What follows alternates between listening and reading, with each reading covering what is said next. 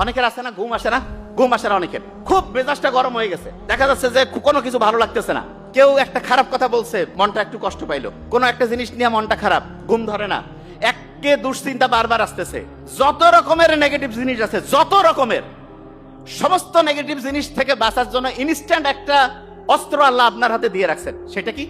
আপনার মাথার মধ্যে আপনি কি জানেন যে প্রত্যেক মুহূর্তে ঢেউ চলতেছে? আমি যদি এখন মেশিন লাগাই, প্রত্যেকের মাথার মধ্যে ঢেউ সংখ্যা আমরা গুনতে পাবো। কারো প্রতি সেকেন্ডে 8টা ঢেউ, কারো 12টা, কারো 20টা, কারো 30টা, কারো 60টা, কারো 80টা, কারো 100টা। যে কেউ মনে করতেছে মাথার মধ্যে যত বেশি ঢেউ তত বোধহয় ভালো। নো, যত বেশি ঢেউ তার মনে রাখার ক্যাপাসিটি তত কম। আপনি মনে করেন এক জায়গায় একটা জিনিস রাখছেন, বেশি ঢেউ উঠলে ওইটা ভাষায় নিয়ে চলে যায় না?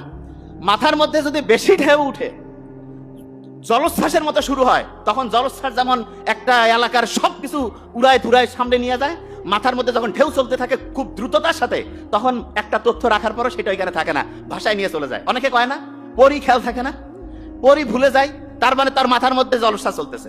এই জলোচ্ছ্বাস যদি আমরা কন্ট্রোল করতে পারি, তাহলে মাথার মধ্যে যাই রাখবো সেইটা আল্লাহর রহমতে রিজার্ভ থাকবে। এটা কি করতে চাই? কথা কই না কেন, কইতে চাই? আচ্ছা, তাহলে বুদ্ধিটা কি? খুব সহজ একটা বুদ্ধি আছে। আল্লাহ মানুষকে বানাইছে, আল্লাহ এই জন্য জন্ম থেকে মৃত্যু পর্যন্ত আপনি যাতে আপনার জলোচ্ছ্বাসকে কন্ট্রোল করতে পারেন, এই জন্য আল্লাহ একটা সিস্টেম সেট করে দিয়েছেন। যে কি বলেন? হ্যাঁ, আপনি আপনার সন্তানকে নিয়ে চিন্তা করেন না, আমি মরে গেলেও আমার সন্তান যাতে ভালো থাকে?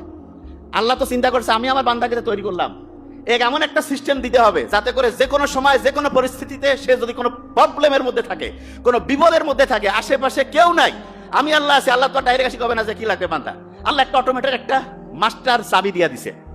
ওই চাবিটা এত পাওয়ারফুল, যে কোনো বিপদে আপনি একবার চাবিটা খুললেই আপনার বিপদ থেকে মুক্তি দেবে। কি বলতেছেন? হ্যাঁ, মাথার মধ্যে জলস্থার শুরু হয়েছে, চাবিটা এবার খুলবো, খুব সহজ। আচ্ছা, একটা জীবিত লোক, একটা লোক জীবিত, সে মেডিকেলের বেডের মধ্যে আছে, কথা বলতে পারে না, দেখতে পারে না, শুনতে পারে না, কিন্তু তার একটা জিনিস চলমান আছে, সেটার নাম কি? কি নাম? নিঃশ্বাস, শ্বাস প্রশ্বাস চলতেছে না? এরকম কোন লোক আছে নাকি যে ভাই শ্বাস প্রশ্বাস বন্ধ হয়ে গেছে, লোকটা জীবিত আছে নাকি? কেউ আছে? হ্যাঁ, এরকম কেউ আছে? নোবডি। তার মানে জীবনে যতজন আমরা বেঁচে আছি প্রত্যেকের শ্বাস প্রশ্বাস আছে না নাই?